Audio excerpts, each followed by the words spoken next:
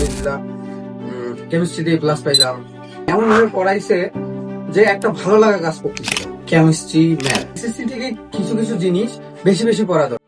Hello everyone, আসসালামু আলাইকুম। আশা করি আপনারা সকলে ভালো আছেন। আমার সামনে আমার একটা স্টুডেন্ট জিহাদ, সে এবার হচ্ছে হাজি মোহাম্মদ দানেশে গণিত বিভাগে পড়ার সুযোগ পেয়েছে। একে আমি এসএসসিতে পড়িয়েছিলাম, এর কাছ থেকে শুনে আনি। আসসালামু আলাইকুম, আমি জিহাদ হোসেন। আমি হচ্ছে এসএসসি তেই ব্যাস। আমি ভাইয়ের কাছে করতাম কেমিস্ট্রি ম্যাথ। তো ভাইয়ের কাছে আমি কেমিস্ট্রি জৈব রসায়নটা পড়ছিলাম।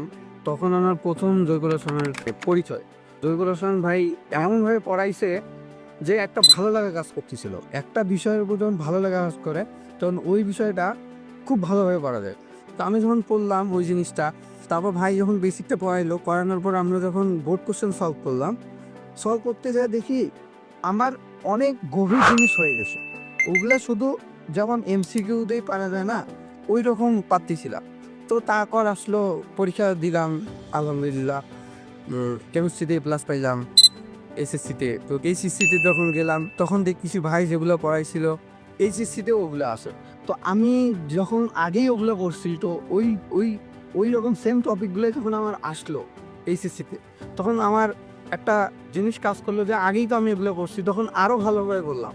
এই জন্যই আমাদের হচ্ছে এসএসসি থেকে কিছু কিছু জিনিস বেশি বেশি পড়া দরকার, একটু আউট নলেজ থাকা দরকার। তাহলে আমাদের আগায় যে একটু ভালো লাগা কাজ করে, পড়তেও ভালো লাগে।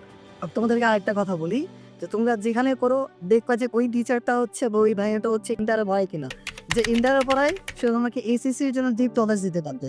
ঠিক আছে, দেখা হবে অন্য কোনো ভিডিওতে। And as always, thanks for watching. আসসালামু আলাইকুম।